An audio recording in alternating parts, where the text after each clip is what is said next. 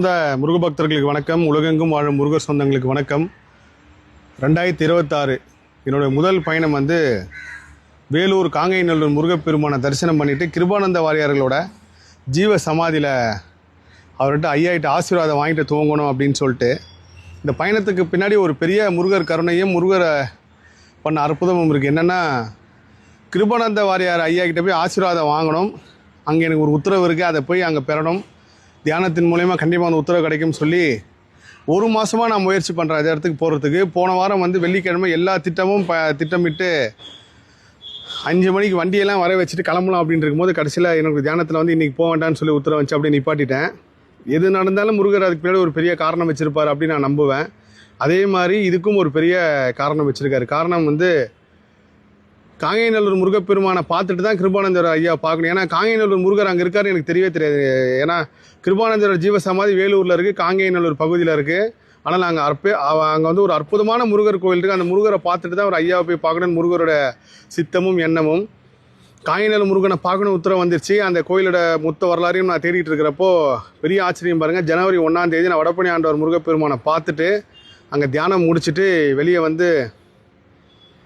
Social மீடியாவில் எப்பயும் போல் நம்மளுக்கு ஒளி மூலியமாக தான் இந்த பிரபஞ்சம் நம்மளுக்கு ஒரு விஷயத்த சொல்ல வரும். நிறைய எப்படின்னா, நீங்கள் ஒரு விஷயம் நினைக்கிறீங்க, ரொம்ப துன்பத்தில் இருக்கீங்க, ஒரு மனவேதனை இருக்குங்கிறப்போ இன்ஸ்டாகிராமில் முருகர் சொல்கிற மெசேஜ் மாதிரி வரும்.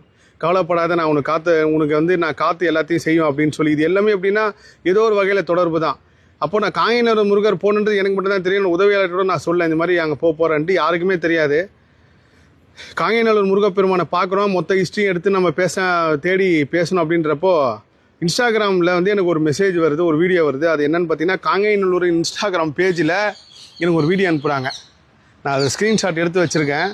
கரெக்டாக 1ஆம் தேதி அதிகாலையில் எனக்கு பெரிய ஆச்சரியமாக இருந்துச்சு. இதுதான் பிரபஞ்சம் எப்படி நம்மளை தொடர்பு ஏற்படுத்தி எப்படி கடத்தி கொண்டு போது பாருங்கள். அப்போது உடனே அந்த தம்பிக்கு தொடர்பு கொண்டு எதுக்கு ராஜா இந்த வீடியோ அனுப்பிச்சிங்கன்னா, இல்லைனா இந்த கோயிலுக்கு உங்களை கூப்பிடணும் அப்படின்னு சொல்லி நான் அமிச்சேன்னாரு. இதில் இன்னொரு பெரிய ஆச்சரியம்னா, அந்த தம்பி யார் அப்படின்னு பார்த்தீங்கன்னா, கிட்டத்தட்ட அருணைநாதன் தேடிய பயணத்தில் எனக்கு ஒரு பெரிய பொக்கிஷம், ஒரு புக்கு ஒன்று கிடைக்குது. அந்த புக்கு ஒருத்தர் எனக்கு பிடிஎஃப் அனுப்புகிறாரு. அந்த புக்கில் இருந்து நான் நிறைய விஷயங்கள் என்னோடய கேள்விகளுக்கு பதில் கிடைச்சிது.